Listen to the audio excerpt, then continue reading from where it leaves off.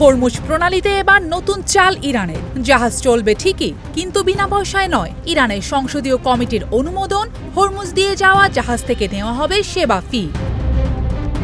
Navigation থেকে পরিবেশ সুরক্ষা, নিরাপত্তা থেকে বীমা, বিশেষ পরিস্থিতিতে জ্বালানি সরবরাহ, সবকিছুর জন্যই দিতে হবে টাকা, আর সেই অর্থ দিতে হবে ইরানি রিয়ালে। তবে এখানে আসল বিষয়টা শুধু টাকা নয়। হরমুজ প্রণালী দিয়ে বিশ্বের বিপুল জ্বালানি পরিবহন হয়।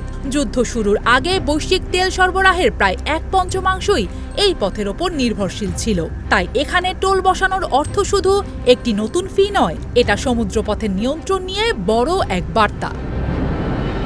ইরানের বক্তব্য স্পষ্ট, আন্তর্জাতিক নৌ চলাচলের স্বাধীনতা মানতে হবে, কিন্তু একই সঙ্গে মানতে হবে উপকূলীয় দেশগুলোর নিরাপত্তা, সার্বভৌমত্ব ও অধিকার। এমনকি 1982 সালের সমুদ্র আইন বিষয়ক জাতিসংঘের সনদের প্রসঙ্গ টেনে এনেছে তেহরান। ওমানের ঘোষণার উদাহরণ দিয়ে ইরান বলছে, আন্তর্জাতিক আইন মানার অর্থ জাতীয় নিরাপত্তা ও সার্বভৌমত্ব বিসর্জন দেওয়া নয়। কিন্তু এখানেই নতুন সংঘাত। এর আগে ইরান হরমুজ দিয়ে যাওয়া পণ্যের মূল্যের 5 থেকে 7% পর্যন্ত ফি নেওয়ার কথা ভাবছিল বলে খবর আসে। ওমানও প্রায় 3% মতো চার্জ নিয়ে আলোচনা করেছিল। তবে পার্থক্য ছিল গুরুত্বপূর্ণ। ওমানের প্রস্তাব ছিল স্বেচ্ছায় অর্থ দেওয়ার ব্যবস্থা, আর যুক্তরাষ্ট্র ছিল বাধ্যতামূলক ফি আরোপের ঘোর বিরোধী।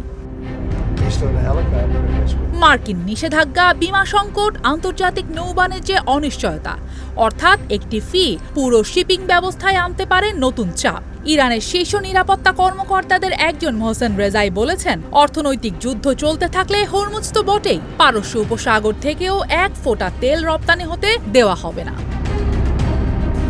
আরও ভয়ঙ্কর বার্তা এসেছে এরপর। আমেরিকার অর্থনৈতিক যুদ্ধে কোনো দেশ অংশ নিলে বা ওয়াশিংটনকে সমর্থন করলে ইরান সেটিকে যুদ্ধের অংশগ্রহণ হিসেবে বিবেচনা করতে পারে। তবে একটা বিষয় পরিষ্কার, ইরানের সংসদীয় কমিটি বিধানটি অনুমোদন করলেও এটি এখনো আইন নয়। সংসদে ভোট বাকি, এরপর রয়েছে গার্ডিয়ান কাউন্সিলের অনুমোদন। কিন্তু প্রশ্নটা সেখানেই শেষ নয়। আইন পাশ হলে কি হবে? জাহাজগুলো কি ইরানের নির্ধারিত অর্থ পরিশোধ করবে, নাকি শুরু হবে নতুন নিষেধাজ্ঞা, নতুন চাপ, আরো বড় সংঘাত?